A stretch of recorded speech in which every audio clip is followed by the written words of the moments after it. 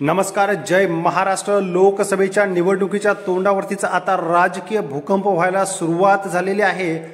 बातमी आहे थेट कोकणामधून आणि याच कोकणामधून ज्या बाळासाहेब ठाकरेंनी शिवसेना उभी केली आणि कोकणवासियांनी संपूर्ण ताकद त्यांच्या पणाला लावली आणि सोबत दिली, त्याच कोकणामधून आता लोकसभेचा धनुष्यबाण हा गायब झालेला आहे। शिंदेगडाकडे गेल्यानंतर धनुष्यबाण हा कोकणातून नाहीसा होताना दिसतोय।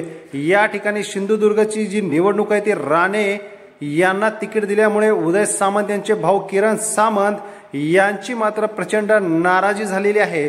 निवडणुकीच्या तोंडावरती शिंदेगडासाठी हा एक जोरदार धक्का मानला जातोय। किरण सामंत यांनी मंत्री उदय सामंत यांचे असलेले फोटो बॅनर सगळे ऑफिसमधून काढल्यामुळे या ठिकाणी आता कोकणात जोरदार राजकीय भूकंपाची चर्चा रंगू लागलेली आहे।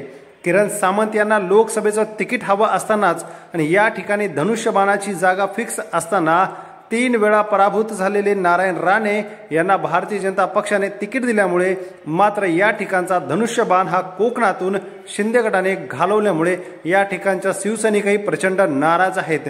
किरण सामंत आता काय भूमिका घेतात याकडे लक्ष लागलंय।